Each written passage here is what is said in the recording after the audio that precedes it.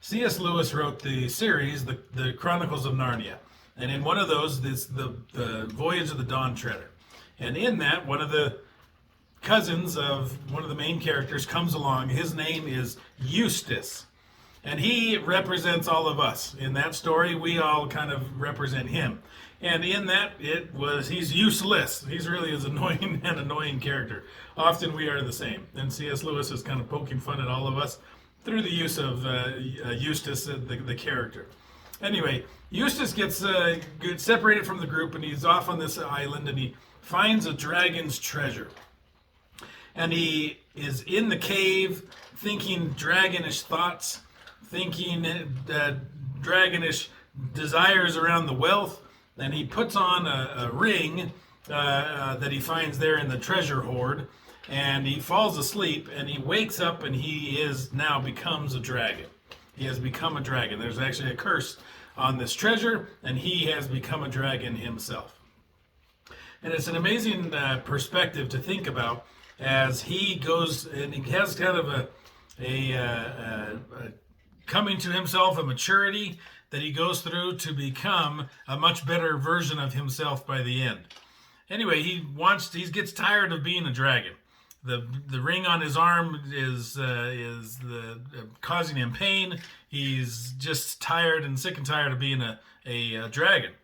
And so Aslan is the one that is going to heal him and help him return to be a child again. And so he says, well, we need to take off the dragon scales. And so Eustace kind of rubs and scratches at himself and tries to remove some and does some preliminary work and removes a little bit of scales, but it's not good enough. And Aslan tells him, well, you got to do it again. You got to keep getting the dragon scales off. So he does a little bit more and shaking off and trying to rub off the dragon scales, and it's still just not good enough. And he asks, finally, Aslan, he asks for some help, saying, I'm going to need some help to get these dragon scales off. Can you help me? And Aslan is a lion. And he takes his lion claws and he tears that dragon skin, and it hurts. It goes deep. But that's the only way to get the dragon off of Eustace. And in that process, that painful process, he is able to let go of the dragon scales, let go of those conditions that he finds himself in, and he miraculously returns to being a boy again. What does this have to do with anything? What I usually talk about? Well, it's a great story, so go read it. I'm not doing it justice, so go read the book. The movie was fun, but the book is even better. But think about it yourself. Where do we have dragon scales on our life? Where do we find ourselves having dragonish thoughts and dragonish actions?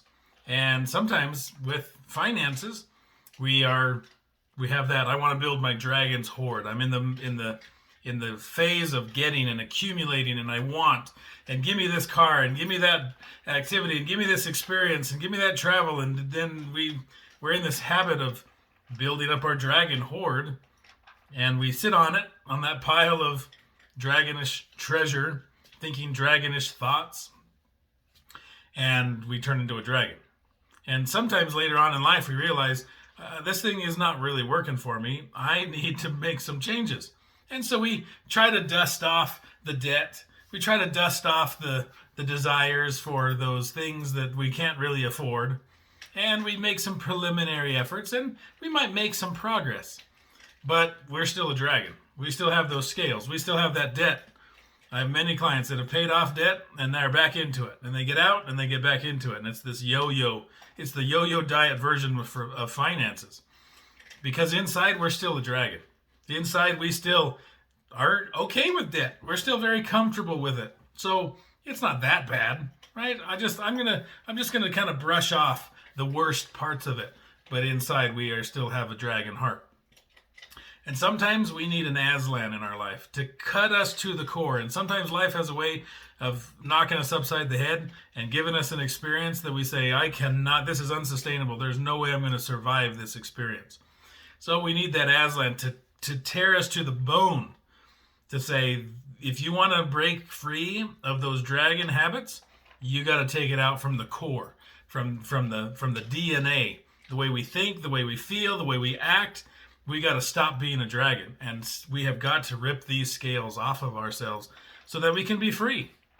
Free from debt, free from stress, free from the world that thinks and tries to convince us that material possessions is the sign of success and wealth.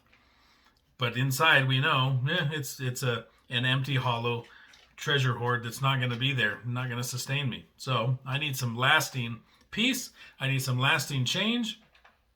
So you might need to get some help. If you can tear off those dragon scales yourself, more power to you. If you can't, get a help. Get somebody to help you, to help you to root out those dragon thoughts, dragon ideas, dragon scales, dragon behaviors, and you can have it again. Just like Eustace returned to being a child, he was a much better person on the backside of that experience. Having gone through that, he was a changed person. You and I, thank goodness, we can change as well. And if we can do it on our own, great. I always say, if you don't need help, prove it. If you need help, get it. So make sure that you're getting the help that you need, doing the things that you need, the mindsets, the habits, the behaviors, so that you can have a different future and leave the dragon scales behind.